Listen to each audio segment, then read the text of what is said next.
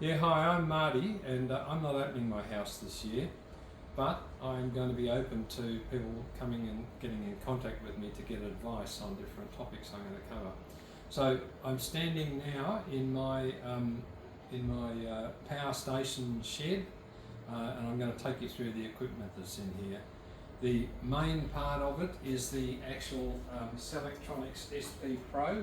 This is a 7 kilowatt off-grid inverter, which doesn't manage solar panels, but it does actually manage the battery sets here that I've got, and it can also start the diesel generator over here if it needs to. In here, the battery sets, we've got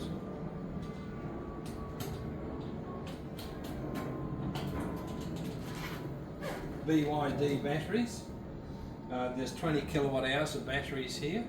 It'll last me autonomy for about 2 days. And if people are interested in that sort of stuff, they can get in touch and talk to me about it. Batteries have moved on now. They're actually going more for high voltage than this sort of setup. I stayed with this because it's tried and tested in all the hospitals and mobile phone towers. I've got this.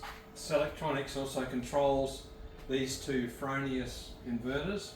They're managing the solar PV on the roof, and there's about 12 kilowatts up there. So if you want to talk to someone about an off-grid system, and this can take huge inductive loads as well, come and talk to me about it, and I can give you advice.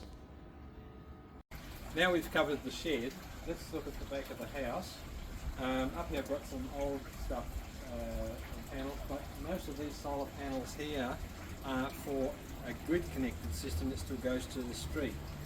Up there the solar vacuum tubes from my hot water system that I'm still running, and across here I have some solar panels dedicated to a hybrid split air conditioner system.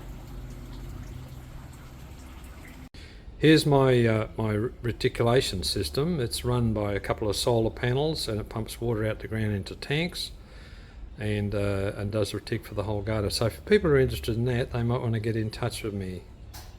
This little experiment is using a tracking solar panel and a wind turbine to a hybrid controller.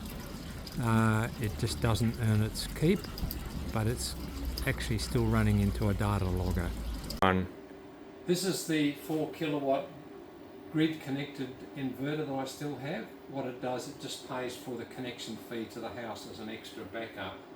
It's got about 5 kilowatts of solar PV still connecting into it, brand new ones.